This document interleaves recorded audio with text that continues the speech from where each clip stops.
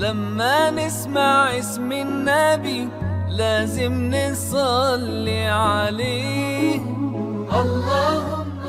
آج ہمارا موضوع تھا وہ تھا ان کی تواضع کے بارے میں. اگلا درس ان کے علم کے بارے میں انشاءاللہ ہوگا.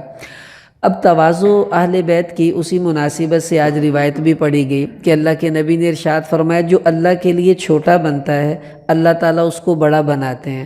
لوگ بڑا بننے کی محنت کرتے ہیں چھوٹے بن جاتے ہیں. بڑا بننے کے لیے الٹ محنت کرنی پڑتی ہے. چھوٹا بننے کی محنت شروع کر دیں اللہ خود بخود بڑا بنا دیتے ہیں. حضور علیہ السلام طائف گئے, انہوں نے پتھر مارے, گالیاں دی, دھکے دیے, آپ چھوٹا بن کر برداشت کر گئے کہ اے اللہ میرا قصور ہے, یہ میری بات سمجھے نہیں ہیں. تو اس تواضع پر اللہ نے طائف کے چند ہی دنوں کے بعد حضور کو معراج نصیب کر دیا. اتنی بلندیوں پر بلایا جہاں کوئی نہیں پہنچ سکا. تو یہ اصول ہے. تو امام باقر ان کی تواضع بڑی عجیب تھی. انگوٹھی پہنتے تھے تو انگوٹھی کے اوپر انہوں نے قرآن پاک کی آیت لکھوائی ہوئی تھی. وہ آیت کیا تھی؟ ان القوۃ للہ جمیعا. اکثر بیٹھے بیٹھے اپنی انگوٹھی کو دیکھتے رہتے اور عبرت لیتے تھے. کیا مطلب؟ کہ ساری کی ساری قوتیں اور طاقتیں اللہ کی ہیں, میرے پلے کچھ نہیں ہے, میں تو کمزور بندہ ہوں. تو اپنی کمزوری کو یاد کرتے تھے اللہ کی قوت کا استحضار کرنے کی وجہ سے.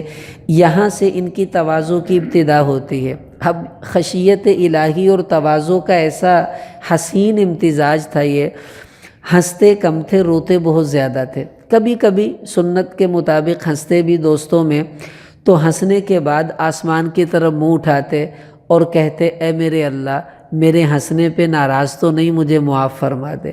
یعنی ہنسنے سے کیا ہوگا؟ اب آپ اس کو یوں سمجھیں جیسے استاد کے سامنے بچے ہنستے ہیں تو وہ اس کو بے ادبی سمجھتے ہیں. کسی بزرگ کے سامنے ہم ہنسے تو اس کو ہم بے ادبی سمجھتے ہیں کہ بزرگوں کے سامنے بھئی نہیں ہنستے, ایسے بری بات ہے. تو جس بندے کو ہر وقت یہ استحضار ہو میرا اللہ مجھے دیکھ رہا ہے, میں اپنے اللہ کی نگاہوں میں ہوں, میرا اللہ میرے ساتھ ہے, اب جب وہ ہنسے گا تو اس کو یہی لگے گا کہ میں نے اللہ کی شان میں کوئی گستاخی کر دی ہے. فوراً آسمان کی طرف منہ اٹھا کر کہتے اے اللہ میں جو ہنسا ہوں تو اس پر اگر ناراض ہوا ہے تو مجھے معاف فرما دے, ایسا نہ ہو کہ میں تیری شان میں کوئی گستاخی کر بیٹھوں. یعنی اتنے مٹے ہوئے تھے کہ ہنسنے کو بھی اللہ کی گستاخی تصور کیا کرتے تھے. اب یہ چیز اللہ نے اہل بیت ہی کو نصیب کی ہے, ہم لوگ اس تقوی کے درجے کو نہیں پہنچ سکتے. پھر ان کی عجیب تقوی کی تواضع کی مثال, ان کا ایک رشتہ دار بیمار ہو گیا. اب یہ اتنے پریشان اس کی بیماری پر نفل پڑھ رہے ہیں, دعائیں مانگ رہے ہیں, ادھر جا رہے ہیں ادھر جا رہے ہیں کہ اثر تھا کہ وہ بیمار ہے, اس کو اللہ صحت دے دے. اچھا چند دنوں کے بعد وہ فوت ہو گئے. جوں ہی فوت ہوئے بیماری کے وقت نہ یہ روٹی کھا رہے ہیں, نہ رات کو سو رہے ہیں, نہ کسی سے بول رہے ہیں, پریشان. اور جس دن وہ فوت ہوا انہوں نے روٹی بھی کھائی, آرام بھی کیا, ہنسے بھی, لوگوں سے بات چیت بھی کی. دوستوں نے کہا حضرت جب وہ بیمار تھا تب تو آپ اتنی ٹینشن میں تھے, اور اب وہ مر گیا, اب آپ کو کوئی پریشانی نہیں ہے. فرمانے لگے دیکھو جب وہ بیمار ہوا مجھے نہیں پتا تھا اللہ کا کیا فیصلہ ہے, وہ اس کو صحت دینا چاہتا ہے یا اس کو مارنا چاہتا ہے. تو میں اللہ کے فیصلے کے علم نہ ہونے کی وجہ سے اللہ سے دعائیں کر رہا تھا اور کہہ رہا تھا اللہ تو اس کو صحت دے دے. لیکن جب اللہ نے اسے موت دے دی تو اللہ نے بتایا میرا یہ فیصلہ ہے. تو ہم اہل بیت اللہ کے فیصلے کی مخالفت نہیں کرتے, ہم راضی ہو جاتے ہیں. اب میں راضی ہوں, میرے رب کا فیصلہ ٹھیک ہے, مجھے منظور ہے. یعنی اتنی تواضع کی انتہا کہ اللہ کے فیصلوں کو ماننا, اس کو کہتے ہیں رضا بالقضاء, کہ اللہ کے فیصلوں کو قبول کر لینا جیسے وہ فیصلہ کر دے. ایک آدمی گزرے ہیں, ان کا نام تھا شاہ دولہ. تو لوگوں نے ان سے آ کر کہا حضرت وہ سیلاب آ رہا ہے تو ہم نے دریا کے اوپر بند بنایا, تو آپ ذرا آ جائیں وہاں دعا کر دیں برکت کے لیے تاکہ بند ٹھیک رہے. یہ چلے گئے اور کہا سیلاب کدھر ہے؟ انہوں نے کہا جی اس طرف سے سیلاب آ رہا ہے. تو کہنے لگے اچھا خود ہی آ رہا ہے؟ کہا جی بس اللہ کی طرف سے ہی آ رہا ہے. کہتے اچھا مجھے وہ کہی دو. انہوں نے کسی پکڑی اور بند کو توڑنا شروع کر دیا.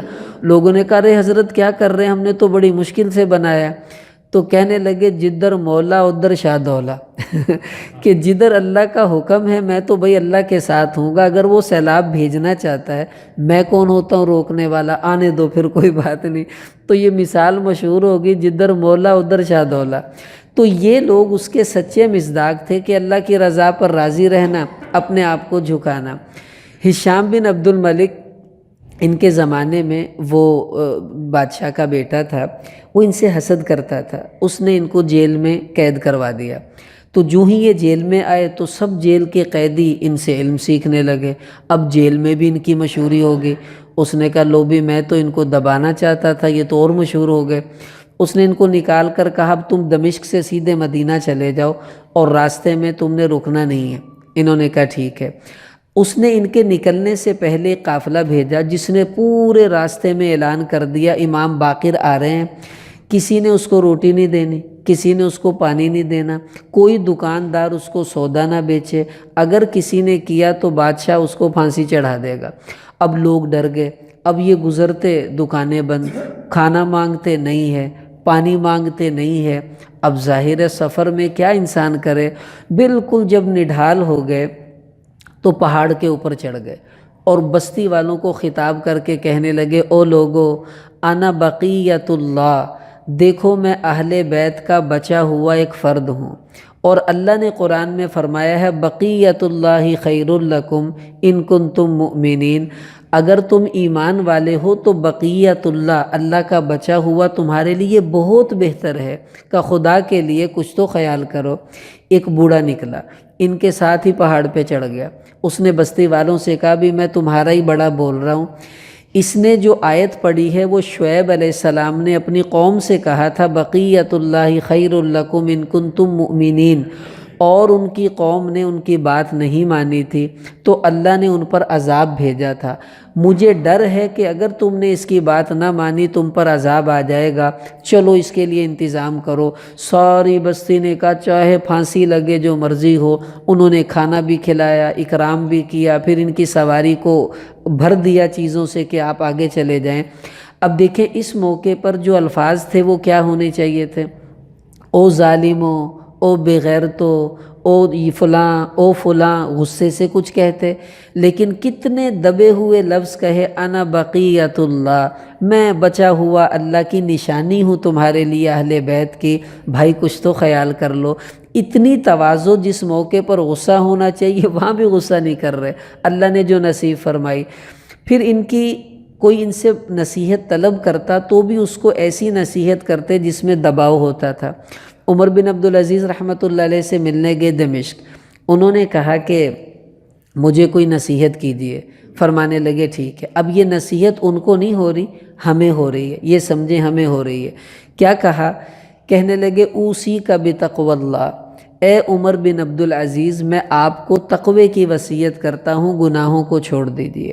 اگلی بات واتخذ الکبیر ابا، جو آپ سے عمر میں بڑے ہیں ان کو اپنا باپ سمجھیے، والصغیر ولدا، جو عمر میں چھوٹے ہیں ان کو اپنا بیٹا سمجھیے، والرجل اخا، اور جو عمر میں برابر ہیں ان کو اپنا بھائی سمجھیے۔ اب یہ نصیحت آپ سمجھے کیا ہے؟ میں جتنے بھی مجھ سے بڑے ہیں میں ان کو اپنا باپ سمجھوں، چھوٹے ہیں ان کو اپنا بیٹا سمجھوں، برابر والوں کو اپنا بھائی سمجھوں، تو میری لڑائی کس سے ہوگی؟ جب ساری دنیا کے لوگ ہی میرے رشتہ دار بن گئے، کوئی باپ، کوئی بھائی، کوئی بیٹا۔ انسان اپنے باپ سے نہیں لڑتا، اپنے بھائی سے نہیں لڑتا، اپنے بیٹوں سے نہیں لڑتا۔ تو جب ہم سب کو اپنا سمجھنا شروع کر دیں گے تو پھر ہمارا جھگڑا کس سے ہوگا؟ اتنی قیمتی نصیحت یہ اہل بیت کے لوگ ہی کر سکتے ہیں۔ یہ ان کا جھکاؤ ہے، دیکھیں اپنے آپ کو چھوٹا بنا لینا۔ اپنے بیٹے کو بلایا امام جعفر صادق کو اور کہنے لگے بیٹا ایک بات یاد رکھ لے، 3 چیزوں کو اللہ نے 3 چیزوں میں چھپا رکھا ہے، بھول نہ جانا۔ اس نے کہا ابا جی بتائیے۔ فرمانے لگے اللہ نے اپنی رضا کو اپنی فرما برداری میں چھپا رکھا ہے، کبھی کسی نیکی کو چھوٹا سمجھ کر چھوڑ نہ دینا، ہو سکتا ہے اللہ تجھ سے اسی نیکی پر راضی ہو جائے، اگر یہ چھوٹ گئی تو ممکن ہے تیرا رب تجھ سے راضی نہ ہو باقی نیکیوں سے۔ اب دیکھو نا بخاری شریف میں حدیث آتی ہے ایک فاحشہ عورت نے کتے کو پانی پلایا، اللہ کو اتنا پسند آیا یہ عمل کہ اس فاحشہ کی اللہ نے اسی عمل پر مغفرت کر دی۔ کہ بیٹا کسی نیکی کو چھوٹا نہیں سمجھنا، ہو سکتا ہے اسی میں اللہ کی رضا ہو۔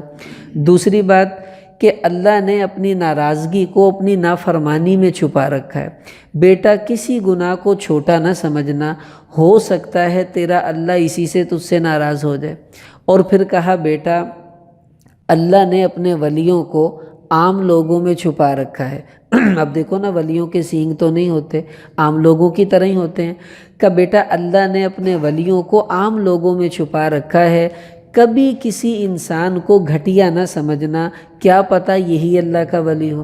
اب دیکھنے میں ریڈی والا ہے، ٹوٹی ہوئی سائیکل ہے، بوڑھا ہے، کوئی اس کی حیثیت نہیں، لیکن اندر تو بھائی اللہ ہی جانتے ہیں کون کیا ہے، یہ کوئی نہیں بتا سکتا۔ اس لیے اپنے یہ بچے کو نصیحت کر رہے ہیں۔ پھر اپنے ایک شاگرد کو بلایا، جابر جعفی اس کا نام تھا۔ کہنے لگے جابر میں تجھے نصیحت کرتا ہوں، 5 چیزیں اپنے پلے باندھ لینا۔ پہلی، لا تظلم من ظلمک، جو تجھ پہ ظلم کرے تو نے اس پہ ظلم نہیں کرنا، کیونکہ گندے کے ساتھ گندہ بننا کوئی کمال نہیں ہوتا۔ ولا تخن من خانک، اور جو تجھ سے خیانت کرے تو نے اس سے خیانت نہیں کرنی، کیونکہ جو برائی وہ کر چکا ہے تو بھی کرے گا تو دونوں میں فرق کیا ہوگا۔ اور پھر فرمایا کہ ولا تغضب من کذبک، جو تجھ سے جھوٹ بولے تو اس پر کبھی غصے مت ہونا، کیونکہ اس نے جھوٹ بول کے اللہ کو ناراض کیا تو غصے ہو کے ناراض کر دے گا تو فرق کیا رہے گا۔ پھر فرمایا بیٹا جو تیری تعریف کرے اے جابر، اس کی تعریف سے تو نے اترانا نہیں ہے، اور جو تجھے برا کہے تو نے گھبرانا نہیں ہے۔ اب یہ فرق سمجھے، تعریف کرے تو اترانا نہیں، اللہ ہی کی مہربانی ہے بھائی، میرا کیا کمال، اور برا کہے تو گھبرانا نہیں۔ برا وہ ہوتا ہے جو اللہ کے ہاں برا ہو، لوگوں کے کہنے سے کیا ہوتا ہے۔ اب یہ کتنی قیمتی موتی ہیں جو ان لوگوں نے اپنے امت کے آگے افراد تک پہنچائے۔